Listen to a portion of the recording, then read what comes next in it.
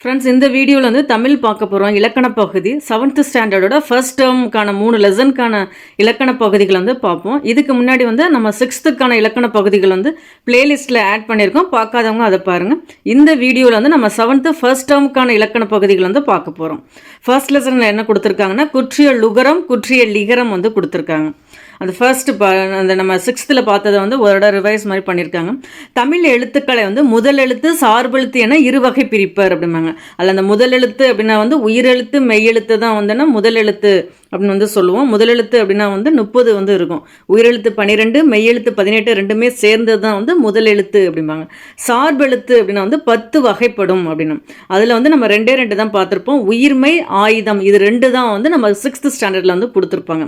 சார்பெழுத்து வந்து 10 வகைப்படும். அதில் நம்ம இன்ன வரையும் பார்த்தது வந்துன்னா உயிர்மை ஆயுதம் வந்து பார்த்துருக்கோம். இந்த வீடியோவில் என்ன பார்க்க போகிறோம்னா குற்றிய லுகரம் குற்றிய லிகரம் வந்து பார்க்க போகிறோம். உயிர் எழுத்து அடுத்து பார்த்துருக்காங்க. தமிழ் எழுத்துக்களை முதலெழுத்து சார்பெழுத்து என இரு வகையாக பிரிப்பர். உயிர் 12 மெய் 18 ஆகிய 30 எழுத்துக்களும் தான் முதல் எழுத்துக்கள் அப்படிங்கிறாங்க.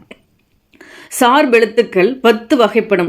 உயிர்மை ஆயுதம் உயிரிழபடை ஒற்றளபடை குற்றிய லுகரம் குற்றிய லிகரம் ஐகார குறுக்கம் ஔகார குறுக்கம் மகர குறுக்கம் ஆயுத குறுக்கம். ஸோ முதலெழுத்து அப்படின்னா வந்து நமக்கு வந்து என்னென்னா உயிரெழுத்து மெய்யெழுத்து சொல்கிறோம். சார்பெழுத்து அப்படின்னா வந்து 10 வகைப்படும் அப்படிங்கிறாங்க. அதில் வந்து நம்ம இதில் பார்க்க போகிறது வந்து என்னென்னா குற்றிய லுகரம் வந்து பார்க்க போகிறோம். அந்த சார்பெழுத்து தான் வந்து குற்றிய லுகரம். அதில் தான் இந்த ஃபர்ஸ்ட் லெசனில் குற்றிய லுகரம் வந்து பார்க்க போகிறோம். ஃபர்ஸ்ட் பாருங்க, குழந்தை வகுப்பு பாக்கு ஆகிய சொற்களை சொல்லி பாருங்கள். 3 சொற்களிலும் கு என்னும் எழுத்தை உச்சரிப்பதில் வேறுபாடு உள்ளதை வந்து அறியலாம் அப்படிங்கிறாங்க. குழந்தை வகுப்பு பாக்கு அது வந்து அந்த இடத்தை பொறுத்து சொல்ல வராங்க.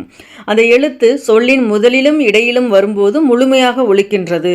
சொல்லின் இறுதியில் வரும்போது ஒரு மாத்திரைக்கு பதிலாக அரை மாத்திரையாக ஒலிக்கின்றது. கு சு டு து பு ரு ஆகிய 6 வல்லின உகரங்களும் சொல்லின் இறுதியில் வரும்போது ஒரு மாத்திரைக்கு பதிலாக அரை மாத்திரையாக ஒலிக்கும் அப்படிங்கிறாங்க. இவ்வாறு தனக்குரிய ஓசையில் குறைந்து ஒலிக்கும் உகரம் குற்றிய லுகரம் அப்படிங்கிறாங்க. குற்றிய லுகரத்தை எப்படி பிரிக்கிறாங்க? குறுமை கூட்டல் இயல் கூட்டல் உகரம் தான் வந்து குற்றிய லுகரம் அப்படின்னா. ஸோ அந்த கூங்கிற வார்த்தை வந்து முதல்லையும் இடையிலையும் வரும்போது அதோட மாத்திரை கரெக்டாக ஒலிக்குது. அதே கடைசியில் வரும்போது அதோட மாத்திரை வந்து அரை மாத்திரையாக குறைந்து ஒலிக்குது அப்படின்னு வந்து சொல்கிறாங்க. அதான் கு சு டு து பு ரு அதுதான் சொல்ல வராங்க. குற்றிய லுகரம். காசு எஃகு பயறு பாட்டு பந்து சால்பு அந்த எழுத்துக்கள் வந்து முடியும் போது எதில் முடியுது? கு சு டு து பு ரு அப்படி முடியுது. இப்பு குட்டல் ஊ பூ இத்து குட்டல் ஊ து இட்டு குட்டல் ஊ டு அது மாதிரி வருது. ஸோ அந்த குறைந்து ஒலிக்கும் உகரம் தான் குற்றிய லுகரம் அப்படிங்கிறாங்க. அதுவும் எந்தில் முடியணும்? அந்த வல்லின உகரமாக வந்து இருக்கணும். கசட தப்பற வருது பார்த்தீங்களா? அதான் இக்கு குட்டல் அ க இக்கு குட்டல் அது மாதிரி வந்து இக்கு குட்டல் ஊ கு அது மாதிரி இச்சு குட்டல் ஊ சு அந்த உகரங்கள் வந்து என்னென்னா வல்லின உகரங்களாக இருக்கணுங்கிறது தான் ரொம்ப முக்கியம். அடுத்து முற்றியல் உகரம் அப்படின்னா என்னென்னு பார்த்துங்க. தனிக்குறில் எழுத்தை அடுத்து வரும் வல்லின உகரம் ஒரு மாத்திரை அளவுக்கு வந்து முழுமையாக ஒலிக்கும் அப்படிங்கிறாங்க. தனிக்குறிலை அடுத்து வரும் வல்லின உகரம் எடுத்துக்காட்டு நீங்கள் பார்த்தீங்கன்னா தெரியும். எடுத்துக்காட்டு பசு எடுத்துக்கோங்க. அது வந்து ஒரு குறில் தான். அதை அடுத்து ஒரு வல்லின உகரம்னா என்ன? கூசு டு தூப்பூர் தான் வல்லின உகரம். அதை அடுத்து வரும் உகரம் வந்து ஒரு மாத்திரை அளவுக்கு முழுமையாக ஒலிக்கும். ஏன்னா கடைசியாக வரும்போது நமக்கு வந்து குறைந்து ஒலிக்கும் தான் பார்த்தோம். ஆனால் தனிக்குறிலை அடுத்து வரும் வல்லின உகரம் வந்து முழுமையாக ஒலிக்கும் ஒரு மாத்திரை அளவுக்கு அப்படிங்கிறாங்க. இது மாதிரி வல்லினம் அல்லாத உகரங்கள் வந்து எப்பொழுதுமே முழுமையாக ஒலிக்கும் அப்படின்னு வந்து சொல்கிறாங்க. ஸோ அந்த நம்ம அந்த ஊலேயே முடியும். ஆனால் வந்து அது வல்லின உகரம் இல்லாத ஊ அப்படின்னு சொல்கிறாங்க. அதான் வந்து என்னென்னா அதுக்கு எடுத்துக்காட்டு வந்து எது சொல்லலாம் அப்படின்னா மாவு அப்படி சொல்லலாம். இந்த இவ்வு கூட்டல் ஊ ஓகே அந்த ஊன்னு முடியுது பாருங்க. ஆனால் உகரமாக முடியுது. ஆனால் அது வந்து வல்லின உகரம் இல்லை. ஏன்னா கசட தபர அதில் ஒரு ஊ வந்துன்னா மட்டும்தான் வந்து வல்லின உகரம். ஊ வந்துன்னா இவ்வு கூட்டல் ஊன்னு வருது. அது வந்து வல்லினம் அல்லாத உகரம். அதுவும் முழுமையாக தான் ஒலிக்கும். ஸோ நம்ம என்ன பார்த்துருக்கோம்? தனிக்குறிலை அடுத்து வல்லின உகரம் வந்தாலும் முழுமையாக ஒலிக்கும். தனிக்குறியில் வந்து என்ன தனிக்குறிலை அடுத்து வரும் வல்லின உகரம் வந்து முழுமையாக ஒழிக்கும். அது ஃபர்ஸ்ட் பாயிண்ட். செகண்ட் பாயிண்ட் வந்துன்னா வல்லினம் அல்லாத உகரங்கள் அதுவும் முழுமையாக தான் ஒழிக்கும். இந்த தனிக்குள்ளே அடுத்து வரும் வல்லின உகரத்துக்கு எடுத்துக்காட்டு பஸ் எடுத்துக்குங்க. இதே வந்துன்னா வல்லின அல்லாத உகரமும் முழுமையாக ஒழிக்கும். அதுக்கு எடுத்துக்காட்டு மாவு, ஊ இருக்குது பார்த்தீங்களா அது. ஸோ இவ்வாறு ஓசை குறையாமல் ஒரு மாத்திரை அளவு முழுமையாக ஒழிப்பதே வந்து முற்றியல் உகரம். ரொம்ப முக்கியம். அதில் அதிகமாக வந்து முற்றியல் உகரம் கேட்டிருக்காங்க. எக்ஸாம்பிள் பார்த்துக்குங்க. புகு, பஸ்ஸு, விடு, அது, வரு, இதெல்லாம் வந்து என்னென்னா இந்த ஃபஸ்ட்டு 5 ஆப்ஷன் வந்து எதுக்கு வரும்னா தனி குரலை அடுத்து வல்லினம் உகர வந்தால் அது ஒரு மாத்திரை அளவு முழுமையாக ஒழிக்குங்கிறது வல்லினம் முற்றியல் உகரம்ங்கிறோம். அந்த மாவு 7 அப்படின்னு வருது பார்த்தீங்களா, அது உகரமாக இருக்குது. ஆனால் வல்லினம் அல்லாத உகரம். வல்லினம் அல்லாத உகரம்னா கசட தபர வந்து இருக்குல்ல, இக்கு கூட்டல் ஊ கு அது மாதிரி முடியாமல் இவ்வு கூட்டல் ஊன்னு முடியுது அப்படின்னா அது வல்லினா அல்லாத உகரங்கள், அதுவும் முழுமையாக ஒழிக்குது. ஸோ அதுவும் முற்றியல் உகரம் தான். இதை நல்லா ரொம்ப புரிஞ்சுக்குங்க, ரொம்ப முக்கியம். குற்றியல் உகரத்தை எப்படி பிரிக்கிறாங்க? குறுமை கூட்டல் இயல் கூட்டம் உகரம் தான் குற்றியல் உகரம். அது ரொம்ப முக்கியம் பார்த்துங்க. இந்த கூங்கிற வார்த்தை வந்துன்னா அது அந்த முதல்லலாம் இடையிலையும் வரும்போது மாத்திரை அளவு வந்து குறையாமல் ஒழிக்கும். ஆனால் கடையில் வரும்போது வந்து ஒரு மாத்திரையிலேருந்து குறைந்து அரை மாத்திரையாக ஒழிக்கும் அப்படின்னு. அதுலேயும் கூ, சு, டு, து, பூரு அப்படிங்கிற வர வல்லின உகரங்கள் வந்துச்சுனாவே அது வந்து குற்றியல் உகரங்கள் அப்படின்னு பார்த்துருக்கோம். ஸோ குற்றியல் உகரம்னா என்ன, முற்றியல் உகரம் அப்படின்னா என்னன்னு பார்த்துங்க. அடுத்து தெரிந்து கொள்வோம். தமிழில் எழுத்துக்களை குறிப்பிடுவதற்கு கரம், கான், காரம், கேனம் ஆகிய எழுத்து சாரியை வந்து பயன்படுத்துகிறோம் அப்படிங்கிறாங்க. அதில் குறில் எழுத்துக்களை பயன்படுத்துறதுக்கு கரம், நெடில் எழுத்துக்களை குறிக்க கான், குறில் நெடில் எழுத்துக்களை குறிக்க வந்து காரம் அப்படிங்கிறாங்க. ஆயுத எழுத்தை குறிக்க வந்து கேனம். குறில் எழுத்துக்களை குறிக்க கரம், நெடில் எழுத்துக்களை குறிக்க கான், கரம், கான், குறில் நெடில் எழுத்துக்களை குறிக்க காரம், ஆயுத எழுத்தை குறிக்க கேனம். ரொம்ப முக்கியம் பார்த்துங்க. குறில் எழுத்துக்களை குறிக்க கரம்னா அகரம், இகரம், உகரம், ககரம், மகரம். நெடில் எழுத்துக்களை குறிக்க கான், ஐகான், அவுகான். குறில் நெடில் எழுத்துக்களை குறிக்க காரம், மகாரம், ஏகாரம், ஐகாரம், ஔகாரம். ஆயுத எழுத்தை குறிக்க கேனம், அக்கேனம். குற்றியல் உகரம்னா என்னன்னு நம்ம பார்த்துட்டோம். ஒரு எழுத்து வந்துன்னா குசுடுதுபுல முடிஞ்சிச்சு அந்த உகரம் வல்லின உகரம் அப்படின்னா குற்றியல் உகரம் அப்படின்னு பார்த்துருக்கோம். அது குறில் எழுத்தை அடுத்து ஒரு வல்லின உகரங்கள் வந்தால் அது முற்றியல் உகரம் அப்படின்னு பார்த்துருக்கோம். இப்போ நம்ம பார்க்க போகிறது என்ன, எத்தனை வகைகள் வந்து இருக்குது அப்படின்னு. குற்றியல் உகரத்தின் வகைகள் வந்து மொத்தம் 6.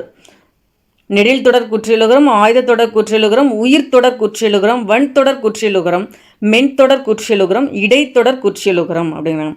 குற்றியலுகரத்தின் தனக்கு முன் உள்ள எழுத்தை கொண்டு 6 வகையாக பிரிக்கப்படும். ஸோ அந்த குசுடுதுபுறக்கு முன்னாடி உள்ள எழுத்தை வச்சு தான் இது என்ன தொடர் குற்றியலுகரம் அப்படின்னு பார்க்க போகிறோம் அப்படிங்கிறாங்க. நெடில் தொடர் குற்றியலுகரம் எடுத்துக்காட்டு பார்த்துங்க. பாகு, மாசு, பாடு, காது, ஆறு. ஸோ ஏன்னா அந்த வல்லின உகரத்துக்கு முன்னாடி என்ன எழுத்து இருக்குது அதை வச்சு தான் இது என்ன தொடர் குற்றியலுகரம். நெடிலை அடுத்து வரும் குற்றியல் உகரம் தான் வந்து நெடில் தொடர் குற்றியல் உகரம் அப்படின்னு. ஸோ அதே நேரத்தில் ஒரு இடம் கேட்டிருந்தாங்க, ஈரெழுத்து சொற்களாக வரும் குற்றியல் உகரம் எது அப்படின்னு கூட கேட்டிருந்தாங்க. அதுக்கு ஆன்சர் வந்து நெடில் தொடர் குற்றியல் உகரம். ஸோ நெடிலை அடுத்து வரும் குற்றியல் உகரம் நெடில் தொடர் குற்றியல் உகரம். இது மோஸ்ட்டாக வந்து எப்பயுமே இது வந்து என்ன ஈரெழுத்து சொற்களாக மட்டும்தான் அமையும் அப்படின்னு. ஈரெழுத்து சொற்களாக வரும் குற்றியல் உகரம் என்ன குற்றியல் உகரம்னு கேட்டிருக்காங்க. நெடில் தொடர் குற்றியல் உகரம். பாகு, மாசு, பாடு, காது, ஆறு இது எல்லாமே நெடில் தொடர் குற்றியல் உகரத்துக்கான எடுத்துக்காட்டுகள். அடுத்து பாருங்க, ஆயுத தொடர் குற்றியல் உகரம் அப்படின்னா எஃகு, அஃது. ஆயுத எழுத்தை அடுத்து வரும் குற்றியல் உகரம் அப்படின்னாவே ஆயுத தொடர் குற்றியல் உகரம். நம்ம ஆயுத எழுத்து அப்படின்னாவே நம்ம ஒரு அரை மாத்திரை தான் பார்த்துருக்கோம். எப்பயுமே அது வந்து சொல்லின் முதலிலும் வராது, இடையிலும் கடையிலும் வராது, இடையில் மட்டும்தான் வரும் ஆயுத எழுத்து அப்படின்னாவே. இதில் என்ன சொல்லியிருக்காங்க, ஆயுத எழுத்தை தொடர்ந்து வரும் குற்றியல் உகரம் ஆயுத தொடர் குற்றியல் உகரம் அப்படிங்க. உயிர் தொடர் குற்றியல் உகரம் அப்படின்னா வந்து ஃபர்ஸ்ட் எப்பவுமே எடுத்துக்காட்டு பார்த்துட்டு போங்க. ஏன்னா இலக்கண பகுதியில் பொறுத்தவரையும் எடுத்துக்காட்டை பார்த்துட்டு அந்த வரையறை பார்த்தீங்க அப்படின்னா ஈஸி. அரசு அப்படின்னு வருது, நம்ம குசுடுதுபுரு தெரியும், அதுக்கு முன்னாடி உள்ள எழுத்தை வச்சு தான் வந்து நம்ம வந்து என்ன குற்றியல் உகரம்னு பார்த்துப்போம். சூக்கு முன்னாடி என்ன இருக்குது, ர இருக்குது. ர என்ன பிடிக்கலாம், இரு குட்டல் அ ர. 9 தூக்கு முன்னாடி ப இருக்குது. இப்பு குட்டல் அ ப. கயிறு இ. ஈ கூட்டல் ஈ வரலாறு, அந்த ரூக்கு முன்னாடி லா இருக்குது. இல்லு கூட்டல் லா அப்படின்னு. ஸோ நீங்கள் இதில் கூட தெரிஞ்சுக்கலாம் வரலாறுன்னு வருது. ஸோ வந்து ரூக்கு முன்னாடி லா வருது. அதனால் வந்து இது வந்து நெடில் தொடர் குற்றியலுகரமா அப்படிங்கிற ஒரு டவுட்டு கூட வரலாம். நெடில் தொடர் குற்றியலுகரம் அப்படின்னா வந்து என்னென்னா 2 எழுத்து சொல்லாக மட்டும்தான் வரும். அதே நேரத்தில் தனி நெடிலை அடுத்து வரும் குற்றியலுகரம் மட்டும்தான் நெடில் தொடர் குற்றியலுகரம். இது வந்து வரலாறு அப்படின்னா ஒரு இத்தனை லெட்டர்ஸில் வராது. 2 எழுத்தில் வர தொடர் குற்றியலுகரம் தான் நெடில் தொடர் குற்றியலுகரம். அதான் தனி நெடிலை அடுத்து மட்டும் வரும் குற்றியலுகரம் தான் நெடில் தொடர் குற்றியலுகரம். இல்லு கூட்டல் லா அப்படின்னு வந்து நம்ம இது பிரிக்கிறோம். அதனால இது வந்து ஒரு உயிர் தொடர் குற்றியலுகரம் அப்படிங்கும். வல்லின வன் தொடர் குற்றியலுகரம் அப்படின்னா பாக்கு, பேச்சு, பாட்டு, பத்து, உப்பு, பற்று அப்படின்னு வந்து வச்சுக்கோங்க. இதில் வந்து என்ன அந்த குசுடுதுப்புருக்கு முன்னாடி உள்ள எழுத்தை பாருங்கள், இக்குன்னு வருது. பேச்சு இச்சு வருது. கசட தபரில் வருது பாருங்கள். பாட்டு இட்டு, பத்தில் இத்து, உப்பு உப்பு, பற்று அப்படின்னா வந்து இரு வருது. இதில் வந்து நீங்கள் வந்து பாக்கு, பேச்சு, பாட்டு, பத்து, உப்புலாம் கரெக்டாக போட்டுருவீங்க. இது வந்து ஒரு வன்தொடர் குற்றியலுகரம். அந்த பற்றுங்கிற வார்த்தை வந்து நீங்கள் ப்ரொனவுன்ஸ் பண்ணும்போது மேபி அது வந்து ரொம்ப வன்தொடராக இருக்கிற மாதிரி கொஞ்சம் கன்ஃபியூஸாக இருக்கும். நல்லா பார்த்துங்க. ஏன்னா கசட தபரில் வரணும். அந்த வல்லின உகரங்களுக்கு முன்னாடி உள்ள எழுத்து வந்து என்னென்னா வல்லின மெய் எழுத்தாக இருக்கணும். இக்கு, இச்சு, இட்டு, இத்து, இப்பு, இருளில் முடிஞ்சிச்சு அப்படின்னா வந்து அது வந்து வன்தொடர் குற்றியலுகரம். ஸோ வல்லின மெய் எழுத்துக்களை தொடர்ந்து வரும் குற்றியலுகரம் வன்தொடர் குற்றியலுகரம். பாக்கு, பேச்சு, பாட்டு, பத்து, உப்பு, பற்று. அடுத்து பாருங்கள் மென்தொடர் குற்றியலுகரம். மெல்லின நமன மெய்யெழுத்துக்களை அடுத்து வரும் குற்றியலுகரம் மென்தொடர் குற்றியலுகரம்.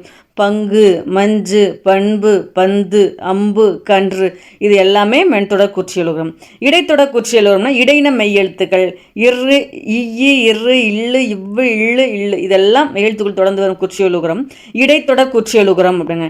எய்து, மார்பு, சால்பு, மூழ்கு அந்த எரள வழல இருக்குது பார்த்தீங்களா, அந்த மெய்யெழுத்துக்கள் வந்து வர குற்றியலுகரம் தான் வந்து இடைத்தொடர் குற்றியலுகரம். ஸோ குற்றியலுகரம்னா என்னென்னு பார்த்துட்டோம். அதுக்கு அடுத்து அந்த குற்றியலுகரத்தின் வகைகள் என்ன அப்படிங்கிறதையும் நல்லா பார்த்தாச்சு. அதையும் பார்த்துக்கோங்க.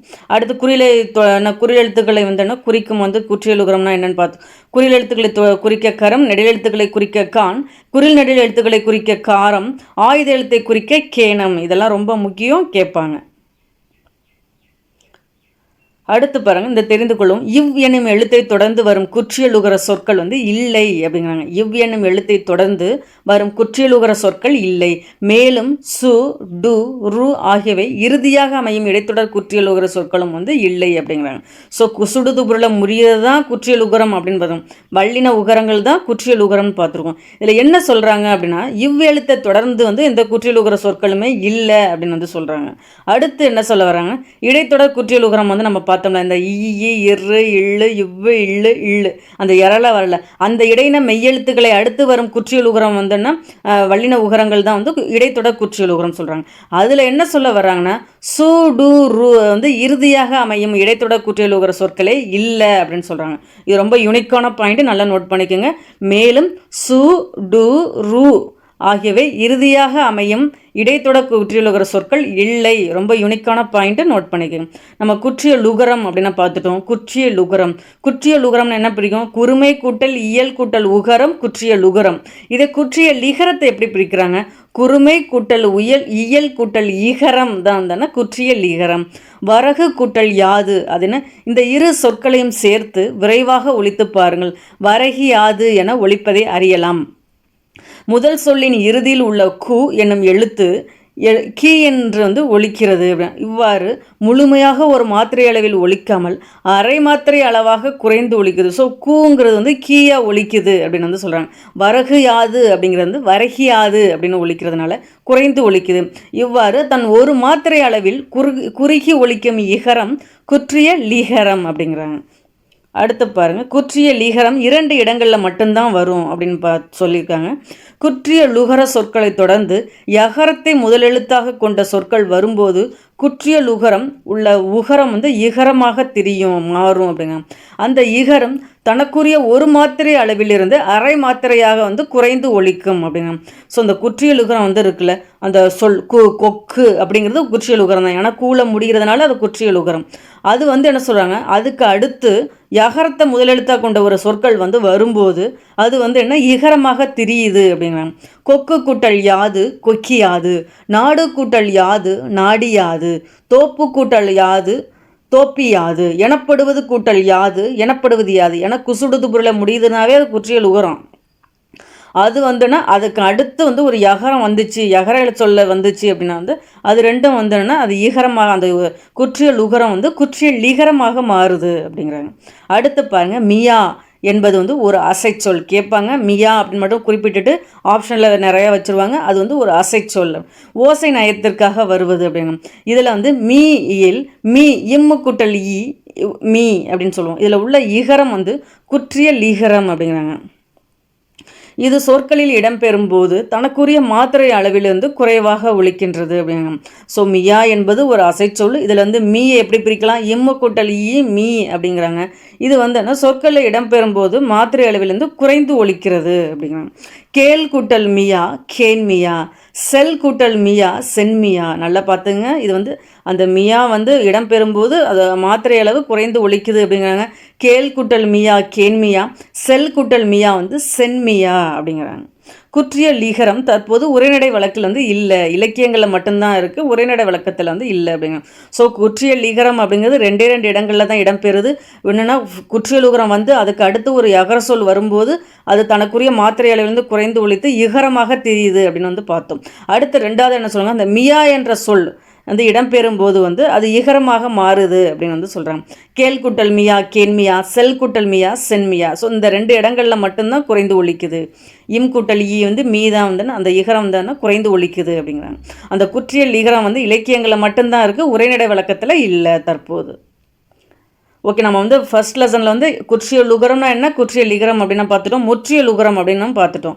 இதில் வந்து பார்க்க போகிறோம் இப்போ சார்பெழுத்துக்கள் உள்ள வகைகள் தான் பார்த்துருக்கோம். உயிர்மை, ஆயுதம், குற்றிய லுகரம், குற்றிய லிகரம் வந்து பார்த்துருக்கோம். இதில் வந்துன்னா 4 வகை குறுக்கங்கள் வந்து செகண்ட் லெசனில் வந்து பார்க்க போகிறோம். ஒவ்வொரு எழுத்துக்கும் அதை ஒழிப்பதற்கு உரிய கால அளவு வந்து உண்டு அப்படிங்கிறாங்க.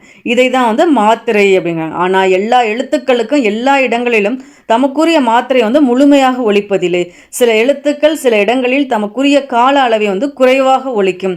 இவ்வாறு குறைந்து ஒலிக்கும் எழுத்துக்களை தான் வந்து குறுக்கங்கள் அப்படிங்கிறாங்க. ஸோ அந்த எழுத்துக்கள் வந்து ஒலிக்கும் கால அளவு வந்து குறைந்து ஒலிக்குது, அந்த எழுத்துக்களை தான் வந்து என்ன சொல்கிறாங்கன்னா குறுக்கங்கள் அப்படின்னு சொல்கிறாங்க.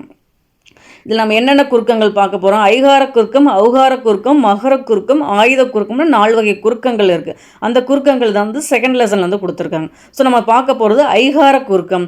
ஐ, கை, பை என ஐகார எழுத்து வந்து தனித்து வரும் இடங்களில் தனக்குரிய 2 மாத்திரை அளவில் வந்து முழுமையாக ஒலிக்கிறது. ஸோ ஐ அப்படிங்கிறது ஒரு நெடில் எழுத்து. உயிர் எழுத்துக்கள் வந்து 12, அந்த 12ல் வந்து என்ன 7 எழுத்துக்கள் வந்து நெடில் எழுத்துக்கள் அப்படின்னு பார்த்துருக்கோம். அந்த நெடில் எழுத்துக்களில் வந்து ஐயும் வந்து 1. ஸோ ஐக்கு நெடில் எழுத்துக்கான மாத்திரை வந்து 2 மாத்திரை. இதில் அதுதான் குறிப்பிட்டிருக்காங்க. ஐ இக்கு கூட்டலை கை, இப்பு கூட்டலை பை அப்படின்னாலும் இது வந்து பை ஐயை தான் குறிப்பிடுது. ஸோ வந்து 2 மாத்திரை அளவு தான் முழுமையாக ஒலிக்கும். பையம், சமையல், பறவை.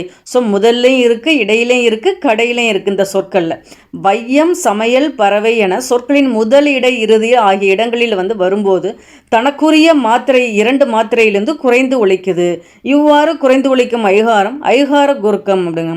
ஐகாரம் சொல்லின் முதல்ல வரும்போது 1 மாத்திரை அளவிலும், ஐகாரம் இடையிலும் இறுதியிலும் வரும்போது 1 மாத்திரை அளவு வந்து ஒலிக்கிறது. ஒன்றும் இதில். ஸோ ஐ அப்படின்னாவே நெடிலெழுத்து. நெடிலெழுத்துக்கு நம்ம 2 மாத்திரையும் பார்த்துருக்கோம். அது வந்து முழுமையாக ஒலித்த 2 மாத்திரை. இதே சொல்லுக்கு முதல்ல வரும்போது 1 மாத்திரை அளவும், இடையிலையும் கடையிலையும் ஒலிக்கும் போது 1 மாத்திரை அளவும் வந்து ஒலிக்குது. அதுதான் வந்து இதில் உள்ளது. ஔகார குறுக்கம். ஔ, வௌ என ஔகார எழுத்து வந்து தனித்து வரும் இடங்கள்ல வந்து தனக்குரிய 2 மாத்திரை அளவில் வந்து முழுமையாக ஒலிக்குது. ஔவையார், வௌவால் என சொற்களின் முதலில் வரும்போது தனக்குரிய 2 மாத்திரையிலிருந்து குறைந்து 1.5 மாத்திரை அளவில் ஒலிக்கிறது. இவ்வாறு குறைந்து ஒலிக்கும் ஔகாரம் தான் ஔகார குறுக்கம். ஔகாரம் வந்து சொல்லின் இடையிலும் இறுதியிலும் வராது அப்படின்னு ஒன்றும் இல்லை. ஔகாரம் அப்படின்னா ஔ அப்படின்னு தனித்து வரும்போது 2 மாத்திரையாக இருக்குது. அதே சொல்லின் முதலில் வரும்போது 1.5 மாத்திரை அளவு வந்து ஒலிக்குது அப்படிங்க. அது இடையிலையும் இறுதியிலையும் வரவே வராது. நம்ம அந்த சப்ஜெக்ட்டுக்கு போக வேண்டியது. ஸோ சொல்லின் முதலில் மட்டும்தான் வரும் ஔகாரம். அது வந்துன்னா 1.5 மாத்திரை அளவுக்கு வந்து ஒலிக்குது, அவ்வளோதான். மகர குறுக்கம். அம்மா, பாடம், படித்தாள் ஆகிய சொற்களில் மகர மெய்யெழுத்து தனக்குரிய அரை மாத்திரையிலிருந்து முழுமையாக ஒலிக்கின்றது அப்படிங்கிறாங்க. வலம் வந்தான் என்பதில் மகர மெய்யை அடுத்து வகர எழுத்து வருவதால் மகர மெய்யானது தனக்குரிய அரை மாத்திரையிலிருந்து குறைந்து கால் மாத்திரையாக ஒலிக்கிறது. இது என்ன அப்படின்னா அம்மா அப்படின்னா மா வருது. ஸோ அந்த இம்முங்கிற மகர மெய்யெழுத்து தனக்குரிய அரை மாத்திரை, அதுக்கு இம் அம்மா அப்படின்னு வச்சுங்க. அதில் இம் அப்படிங்கிறது மகர மெய்க்கான எழுத்து அரை மாத்திரை தான், அது கரெக்டாக ஒலிக்குது அப்படிங்கிறாங்க. பாடம் படித்தான், அதில் அந்த இம்முங்கிற மகர மெய் வருது, அதுவும் என்னென்னா கரெக்டாக ஒலிக்குது அப்படின்னா. இது எப்போ குறைந்து ஒலிக்குது அப்படின்னு சொல்கிறாங்கன்னா, அந்த மகர மெய்யை அடுத்து ஒரு வகரம் வருது அப்படின்னா அப்போ தான் தனக்குரிய மாத்திரை அரை மாத்திரையிலேருந்து குறைந்து கால் மாத்திரையாக ஒலிக்கின்றது அப்படின்னு சொல்கிறாங்க. இது மாதிரி நம்ம என்ன பார்த்தோம், குற்றியல் லிகரத்தில் கூட பார்த்தோம். நம்ம என்ன பார்த்தோம், குற்றியல் உகரத்துக்கு அடுத்து ஒரு யகரம் வரும்போது அது இகரமாக மாறுது அப்படிங்கிற மாதிரி பார்த்தோம். அதே மாதிரி ஒரு கான்செப்ட் தான் இது மகரத்துக்கும் வருது. ஒரு மகரம் தனியாக ஒலிக்கும் போது அதை மகர மெய் அரை மாத்திரையை கரெக்டாக ஒலிக்குது. இதே ஒரு மகர மெய்யை அடுத்து ஒரு வகரம் வரும்போது அது தனக்குரிய அரை மாத்திரையிலேருந்து குறைந்து கால் மாத்திரையாக ஒலிக்கிறது. இதெல்லாம் ஒரு ரூல், அதனால் நீங்கள் மைண்டில் நோட் பண்ணிக்கோங்க. மகர மெய்யை அடுத்து ஒரு வகரம் வரும்போது தனக்குரிய அரை மாத்திரையிலேருந்து குறைந்து கால் மாத்திரையாக ஒலிக்கிறது. வலம் வந்தான் கேட்கலாம், அம்மா அந்த வார்த்தைக்கு உள்ள மாத்திரை அளவு என்ன அப்படிங்கிற மாதிரி கேட்கலாம். வலம் வந்தான் அப்படிங்கும்போது அந்த இம்முக்கான அரை மாத்திரை கால் மாத்திரையாக மாறுது. நம்ம கேட்பாங்க, நமக்கு ஆன்சரில் இதுக்கான மாத்திரை அளவு கேட்பாங்க. அப்போ நம்ம இம்முக்கு அரை மாத்திரை போற்றக்கூடாது. இம்முக்கு வலம் வந்தான்ல இம்முக்கு நம்ம கால் மாத்திரை தான் கொடுக்கணும். 2 கால் மாத்திரை அது மாதிரி கொடுப்பாங்க. இப்போ இதில் வலம் வந்தான் அப்படிங்கிறதுல வளம்க்கு மட்டும் மாத்திரை அப்படின்னு கொடுத்தா வளம் ஒரு குறியில் எழுத்து ஒரு மாத்திரை, ஒரு குறியில் எழுத்து ஒரு மாத்திரை. இம்முங்கிறதுக்கு நம்ம அரை மாத்திரை போற்றக்கூடாது. ஏன்னா இம்முங்கிறது இங்கே குறைந்து கால் மாத்திரையாக ஒலிக்கின்றது. என்ன காரணம்னா மகர மெய்யை அடுத்து ஒரு வகரம் வருது, அதனால அரை மாத்திரையிலேருந்து கால் மாத்திரை 2 கால் மாத்திரை தான் இந்த வளத்துக்கு வரும். இதெல்லாம் நமக்கு கொஞ்சம் ட்விஸ்ட் பண்ணுற மாதிரியான கேள்விகள். நீங்கள் ரொம்ப உஷாராக இருந்துக்கணும். வலம் வந்தான் என்பதில் மகர மெய்யை அடுத்து வரும் ஒரு வகரம் எழுத்து வருவதால் மகர மெய்யானது தனக்குரிய அரை மாத்திரையிலிருந்து குறைந்து கால் மாத்திரையாக ஒலிக்கின்றது. அடுத்து பாருங்க, போலும் என்னும் சொல்லை போன் என்றும் மருளும் என்னும் சொல்லை மருண் என்றும் செய்யுளில் ஓசை சீர்மைக்காக பயன்படுத்தினர். இந்த சொற்களில் மகர மெய்யானது இன் ஆகிய எழுத்துக்களை அடுத்து வருவதால் அரை மாத்திரையிலிருந்து குறைந்து கால் மாத்திரையாக ஒலிக்கின்றது. இவ்வாறு குறைந்து ஒலிக்கும் மகரம் தான் மகர குறுக்கம் அப்படிங்கிறாங்க. ஸோ அந்த மகர குறுக்கம்லேயே 2 கான்செப்ட் இருக்குது. ஸோ அம்மா, அது மாதிரி அம்மா பாடம் படித்தான், இது மாதிரிலாம் வந்துச்சு அப்படின்னா மகர மெய்யை அடுத்து எதுவுமே வரலங்களே ஃபுல்லாக ஒலிக்குது அப்படின்னு பார்த்தோம். அடுத்து என்ன பார்த்தோம், மகர மெய்யை அடுத்து ஒரு வகரம் வந்தால் அரை மாத்திரையிலேருந்து கால் மாத்திரையை ஒலிக்கும் அப்படிங்கும். இதே மகர மெய்யுக்கு முன்னாடி 2 சுழி 3 சுழி வந்தாலும் அதோட அரை மாத்திரையிலேருந்து குறைந்து கால் மாத்திரையாக ஒலிக்கின்றது அப்படின்னு போட்டுருக்காங்க. அவ்வளோதான், வேற ஒன்றும் இல்லை. இவ்வாறு குறைந்து ஒலிக்கும் மகரத்தை தான் மகர குறுக்கம் அப்படிங்கிறாங்க. ஆயுத குறுக்கம் கான்செப்டை புரிஞ்சுக்கிட்டிங்கன்னா ரொம்ப ஈஸி. அஃது எஃகு ஆகிய சொற்களில் ஆயுத எழுத்து தனக்குரிய அரை மாத்திரையிலேருந்து முழுமையாக ஒலிக்கின்றது அப்படின்னாங்க. ஸோ ஃபஸ்ட்டு ஆயுத எழுத்து அப்படின்னாவே சொல்லின் இடையில மட்டும்தான் இடம்பெறுறது ஆயுத எழுத்து, அது முழுமையாகவே ஒலிக்கின்றது அப்படிங்கிறாங்க. ஸோ ஆயுத எழுத்துக்கான மாத்திரையே அரை மாத்திரை தான், அது முழுமையாக ஒலிக்கின்றது அப்படிங்கிறாங்க. முள் கூட்டல் தீது முற்றிது, கல் கூட்டல் தீது கற்றியது எனவும் சேரும். இந்த சொல் அது முள் கூட்டல் தீது அதுதான் முற்றியதாக மாறுது. கல் கூட்டல் தீது கற்றியது இந்த சொற்களில் ஆயுத எழுத்து அரை மாத்திரையிலிருந்து கால் மாத்திரையாக ஒலிக்கும்.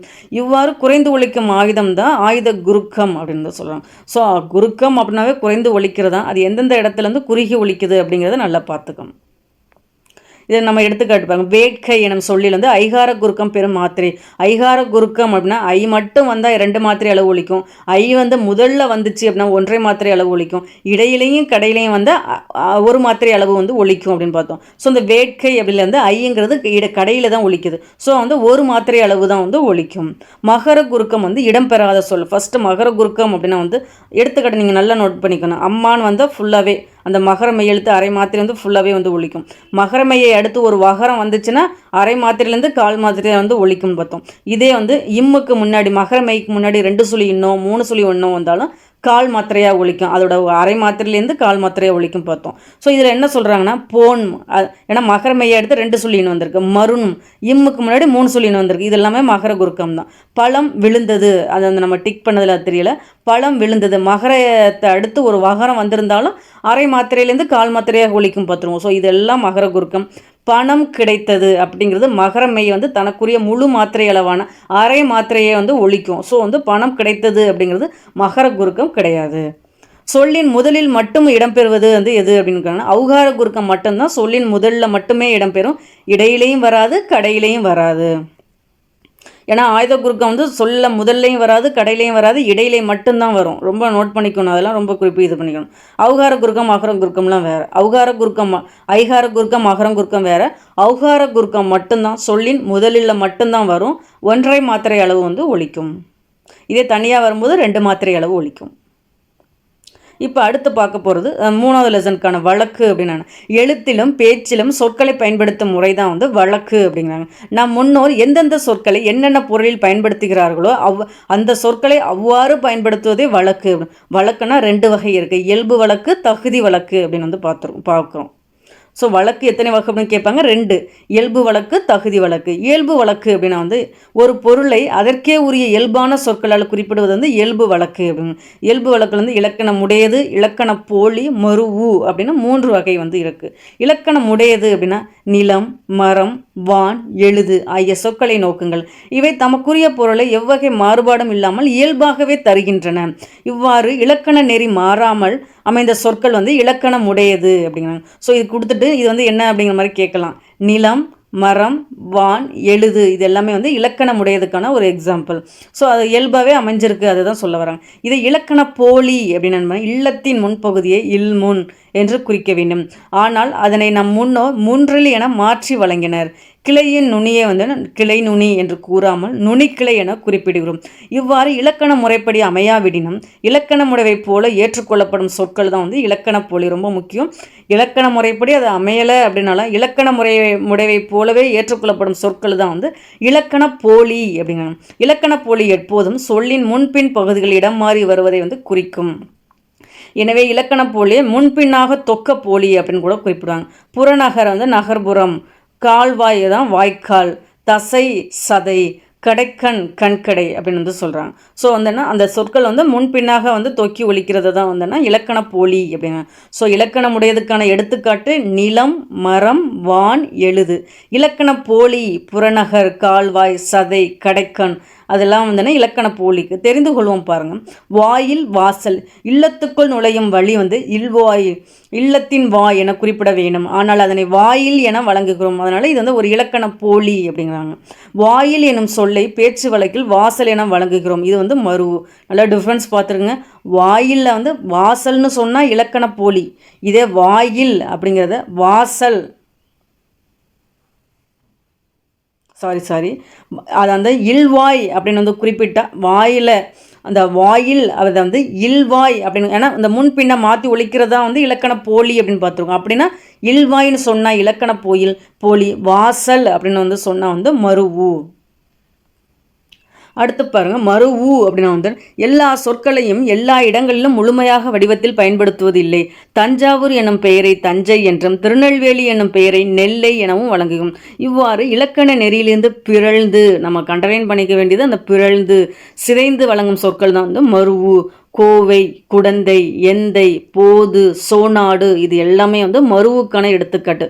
கோவை, குடந்தை, எந்தை, போது, சோனாடு இதெல்லாம் வந்து மருவு. நம்ம வந்து வழக்குனா 2 வகைப்படும், இயல்பு வழக்கு தகுதி வழக்கு அப்படிங்கிறோம். இயல்பு வழக்கில் வந்து என்னென்ன 3 வகை இருக்குது. இலக்கணம் உடையது, இலக்கண போலி, மருவு. இலக்கணம்னா அந்த இயல்பை வந்து அப்படியே நம்ம எந்த ஒரு முன்ன பின்ன இதெல்லாம் மாற்றாமல் அப்படியே எழுதுறதா வந்து இலக்கணம் உடையது அப்படிமா. நிலம், மரம், வான், எழுது இது எல்லாமே வந்து இலக்கணம் உடையதுக்கான எடுத்துக்காட்டு. புக்கில் என்ன எக்ஸாம்பிள் கொடுத்துருக்காங்களோ அது முடிஞ்ச அளவு நல்லாவே பார்த்துங்க. இலக்கண போலி அப்படின்னா வந்து இந்த முன் பின்ன வந்து மாற்றி ஒழிக்கிறதா வந்து இலக்கண போலி. அதுக்கு எடுத்துக்காட்டு வாயில், அது வந்து இல்வாயின்னு சொன்னால் வந்து இலக்கண போலியான அப்படின்னு சொல்லுவோம். ஏன்னா வந்து முன்ன பின்ன வந்து மாற்றி கொடுத்துருப்பாங்க. மருவு அப்படின்னா வந்து வாயில் வந்து வாசல் அப்படின்னு சொன்னால் மருவு. தஞ்சாவூரை வந்து தஞ்சை, திருநெல்வேலியை நெல்லை அப்படி குறிப்பிடதான் மருவு. அதில் அண்டர்லைன் பண்ணிக்க வேண்டியது என்னென்னா இது இலக்கண நெறியிலிருந்து பிறழ்ந்து சிதைந்து வழங்கும் சொற்களை தான் மருவு கேட்பாங்க, நோட் பண்ணிக்கோங்க. இதில் வந்து இந்த போது அப்படிங்கிற வார்த்தை வந்து என்ன நல்லா பார்த்துங்க, ஏன்னா அதுதான் கொஞ்சம் ஆடாக இருக்குது. கோவை, குடந்தை, எந்தை, சோனாடு இதெல்லாம் கண்டுபிடிச்சிருவீங்க. போதுங்கிற வார்த்தை வந்து மருவுக்கான எடுத்துக்காட்டு. அடுத்து பாருங்க தகுதி வழக்கு அப்படின்னா ஏதேனும் ஒரு காரணத்தினால் பிறரிடம் சொல்ல தகுதியற்ற சொற்களை தகுதியான வேறு சொற்களால் குறிப்பிடுவது தான் வந்து தகுதி வழக்கு அப்படிங்க. தகுதி வழக்கு மொத்தம் எத்தனை வகைப்படும்னா 3 வகைப்படும் அப்படிங்கிறாங்க. இடகரடக்கல், மங்களம், குழுவுக்குறி அப்படின்னு. இடகரடக்கல் அப்படின்னா வந்து பிறரிடம் வெளிப்படையாக சொல்ல தகாத சொற்களை தகுதியுடைய வேறு சொற்களால் கூறுவது தான் வந்து இடகரடக்கல் அப்படிங்கிறாங்க. கால் கழுவி வந்தான், குழந்தை வெளியே போய்விட்டது, ஒன்றுக்கு போய் வந்தேன், இது எல்லாமே வந்து இடகரடக்கல் அப்படிங்க. ஒருனா வெளிப்படையாக சொல்ல தகாத சொற்களை தகுதியுடைய வேறு சொற்களால் குறிப்பிடுவது வந்து இடகரடக்கல் அப்படிங்கிறாங்க. கால் கழுவி வந்தான், குழந்தை வெளியே போய்விட்டது, ஒன்றுக்கு போய் வந்தேன், இதெல்லாம் வந்து அதுக்கான எடுத்துக்காட்டு. இதே மங்களம் அப்படின்னா வந்து என்ன, செத்தார் என்பது மங்களம் இல்லாத சொல். எனவே செத்தார் என குறிப்பிடாமல் துஞ்சினார் என குறிப்பிட்டனர். நம் இக்காலத்தில் இயற்கை எய்தினார் என குறிப்பிடுகிறோம். இவ்வாறு மங்களம் இல்லாத சொற்களை மங்களமான வேறு சொற்களால் குறிப்பிடுவதே மங்களம் அப்படிங்க. இதுக்கு ஓலை அப்படின்னா திருமுகம், கருப்பாடு, வெள்ளாடு, விளக்கை அணைன விளக்கை குளிரவை, சுடுகாடு அப்படின்னா நன்காடு. அதான் மங்களம் இல்லாத சொற்களை வந்து மங்களமான சொற்களாக குறிப்பிடுவது வந்து மங்களம். எடுத்துக்காட்டு நல்லா பார்த்துங்க. ஓலைனா திருமுகம், கருப்பு ஆடு, வெள்ளாடு, விளக்கை அணை விளக்கை குளிரவை, சுடுகாடுனா நன்காடு. அடுத்து பாருங்க குழுவுக்குறி. பலர் கூடியிருக்கும் இடத்தில் சிலர் மட்டும் தமக்குள் சில செய்திகளை பகிர்ந்து கொள்ள விரும்பினால் மற்றவர்கள் புரிந்து கொள்ள இயலாத வகையில் சொற்களை பயன்படுத்துவர். இவ்வாறு ஒரு குழுவினர் ஒரு பொருளை அல்லது செயலை குறிக்க தமக்குள் பயன்படுத்தி கொள்ளும் சொற்கள் தான் வந்து குழுவுக்குறி. இதை எடுத்துக்காட்ட பார்த்தீங்கன்னா பொன்னை பரியனல், பொற்கொள்ளர் பயன்படுத்துவது தான் வந்து அதை சொல்கிறாங்க. பொன்னை வந்து பரி அப்படின்னு வந்து யார் சொல்கிறாங்க அப்படின்னா பொற்கொள்ளர் பயன்படுத்துகிறாங்க. ஆடையை வந்து காரை அப்படின்னு யார் குறிப்பிடுவாங்கன்னா யானை பார்க்கறதா வந்து அப்படி வந்து குறிப்பிடுறதா வந்து சொல்கிறாங்க. ஸோ பொன்னை பரியனல், ஆடையை வந்து காரை எனல், இதெல்லாம் வந்து குழுவுக்குறிக்கான வந்து ஒரு எடுத்துக்காட்டு. இடகரடக்கல் அப்படின்னா வந்து இப்படியும் கூறலாம். இடகரடக்கல், மங்களம், குழுவுக்குறி மூன்றும் ஒரு சொல்லுக்கு மாற்றாக வேறு சொல்லை பயன்படுத்தும் முறை. நாகரிகம் கருதி மறைமுகமாக குறிப்பிடுதல் அதான் இடகரடக்கல். அதனால் பார்த்தேன் கால் கழுவி வந்தேன். மங்களம் அற்ற சொற்களை மங்கள சொற்களால் குறிப்பிடுதல் வந்து மங்களம். பிறர் அறியாமல் ஒரு குழுவுக்கு மட்டும் புரியும் வகையில் குறிப்பிடுதல் வந்து குழுவுக்குறி. ஸோ வழக்கு வந்து 2 வகைப்படும். இயல்பு வழக்கு, தகுதி வழக்கு. அதில் இயல்பு வழக்கு அப்படின்னா வந்து இலக்கணமுடையது, இலக்கண போலி, மருவு. தகுதி வழக்கு அப்படின்னா இடகடக்கல், மங்களம், குழுவுக்குறி. இப்போ அடுத்து நம்ம பார்க்க போகிறது வந்து போலி. அறம் செய்ய விரும்பு. ஃபர்ஸ்ட் இது யார் சொன்னதுங்கிறது ரொம்ப முக்கியம். இது வந்து ஔவையார் வந்து வாக்கு அப்படிங்கிறாங்க. அரண் வலியுறுத்தல் என்பது திருக்குறள் அதிகாரங்களில் வந்து ஒன்று. இந்த தொடர்களில் அறம், அரண் ஆகிய சொற்களில் ஓர் எழுத்து மட்டும்தான் மாறியிருக்கு, ஆனால் பொருள் மாறப்படவில்லை. அந்த அறம்ல வந்து இம்மு வருது, அரண்ல வந்து அந்த லாஸ்ட் எழுத்து மட்டும்தான் மாறியிருக்கு அப்படிங்கிறாங்க. அப்படி இருந்தாலும் அதோட பொருள் வந்து எந்த மாற்றமும் இல்லை. இவ்வாறு சொல்லின் முதலிலோ இடையிலோ இறுதியிலோ இயல்பாக இருக்க வேண்டிய ஒரு எழுத்திற்கு பதிலாக ஒரு எழுத்து இடம்பெற்றிருந்தால் அதே பொருள் தருவதுதான் வந்து போலி எனப்படும். போலி என்னும் சொல் போல இருத்தல், இது கேட்பாங்க. போலி அப்படிங்கிறதுக்கு என்னன்னு கேட்பாங்க. போல இருத்தல் என்பதிலிருந்து தோன்றியது அப்படிம்பாங்க. இதுக்கு போலி எத்தனை வகைப்படும் அப்படின்னா வந்து முதல் போலி, இடைப்போலி, கடைப்போலி. இந்த முதல் போலினா பாசல் அப்படின்னா வந்து பசல் அப்படின்னா பைசல், மஞ்சு அப்படின்னா மைஞ்சு, மயல் அப்படின்னா வந்து மையல். ஸோ முதல் எழுத்து மாறினாலும் அந்த பொருள் மாறவில்லை.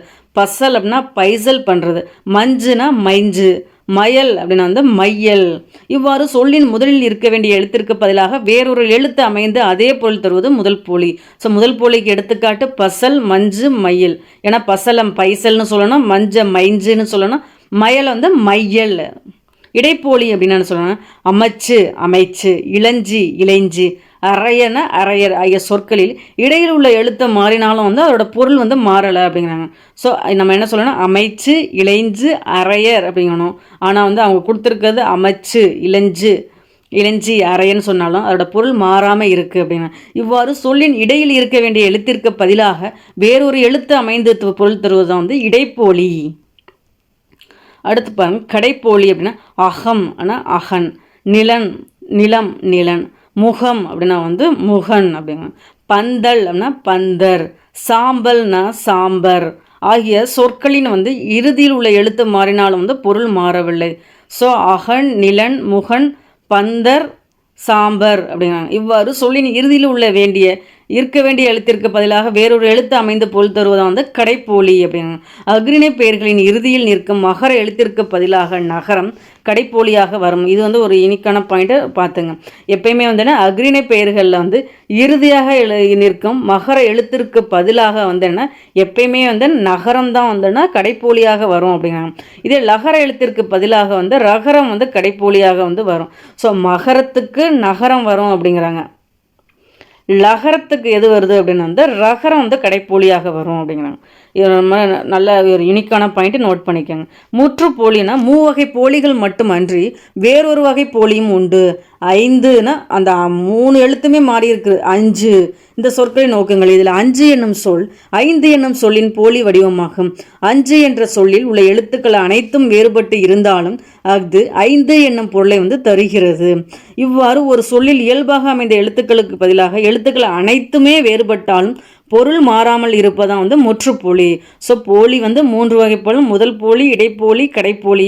அதே கடைப்போலிக்கு மட்டும் ஒரு ரூல் வந்து என்ன கொடுத்துருப்பாங்க, மகரம்னா வந்து அதுக்கு நகரம் தான் கடைப்போலியாக இருக்கும். இதே லகரம் அப்படின்னா வந்து அதுக்கு ரகரம் தான் வந்து கடைப்போலியாக அமையும் பார்த்துருக்கோம். முற்றுப்போலி அப்படின்னா வந்து அந்த அதில் உள்ள 3 எழுத்துக்களுமே மாறினாலும் பொருள் மாறாமல் இருப்பதான் வந்து முற்றுப்போலி. அதுக்கு எடுத்துக்காட்டு தான் 5 வந்து 5ன்னு குறிப்பிடுவாங்க. அப்படின்னாலும் அதோட பொருள் மாறாமல் இருக்குது அப்படின்னா பாருங்கள். இது பந்தர், அதை வந்து என்ன சொல்கிறாங்க, பந்தர் அப்படின்னா வந்து பந்தல் தான் வந்து பந்தர். ஸோ வந்து இது வந்து என்ன கடைப்போலி, லாஸ்ட் எழுத்து மாதிரி இருக்கனால கடைப்போலி. மஞ்சு தான் வந்து மைஞ்சு அப்படின்னு வந்து வரும். ஸோ வந்து இது வந்து முதற்போலி. 5 தான் வந்து 5 அப்படின்னு வந்து வரும். அதனால் இது வந்து முற்றுப்போலியான 3 எழுத்துமே மாறி இருக்கு. அரையர் அதை தான் வந்து அரையர் அப்படிங்கிறாங்க. ஸோ வந்து இது வந்து இடைப்போலி. ஓகே ஃப்ரெண்ட்ஸ், இதில் வந்து 7th உள்ள ஃபர்ஸ்ட் டேர்முக்கான 3 லெசனுக்கான வந்து இலக்கண பகுதிகளை வந்து பார்த்துருக்கோம். பிடிச்சிருந்தா லைக் பண்ணுங்கள், உங்கள் ஃப்ரெண்ட்ஸுங்களுக்கு வந்து ஷேர் பண்ணுங்கள். சேனலை சப்ஸ்கிரைப் பண்ணாலும் சப்ஸ்கிரைப் பண்ணுங்கள். இந்த வீடியோவில் வந்து நம்ம குற்றிய லூகரம், குற்றிய லீகரம் 4 வகை குறுக்கங்கள் பார்த்துருக்கோம். அடுத்து வந்து வழக்குனா எத்தனை வகைப்படும், அப்புறம் வந்து இதில் வந்து போலி அந்த 3 வகை போலிகளை வந்து பார்த்துருக்கோம். கண்டிப்பாக யூஸ்ஃபுல்லாக வந்து இருக்கும். பிடிச்சிருந்தா லைக் பண்ணுங்கள். இது இல்லாமல் வந்து 6th தமிழுக்கான வந்து இலக்கண பகுதிகளும் பிளேலிஸ்ட்டில் வந்து ஆட் பண்ணியிருக்கோம். பார்க்காதவங்க வந்து பாருங்கள். அடுத்து நம்ம வந்து ப்ரீவியஸ் இயர் கொஸ்டின்ஸ் வந்து தமிழ் ப்ளஸ் வந்து ஜிஎஸ்ஸும் வந்து போட்டிருக்கோம். அதுவும் பார்க்காதவங்க பாருங்கள். எல்லாமே பிளேலிஸ்ட்டில் வந்து ஆட் ஆகிருக்கு. தேங்க்யூ.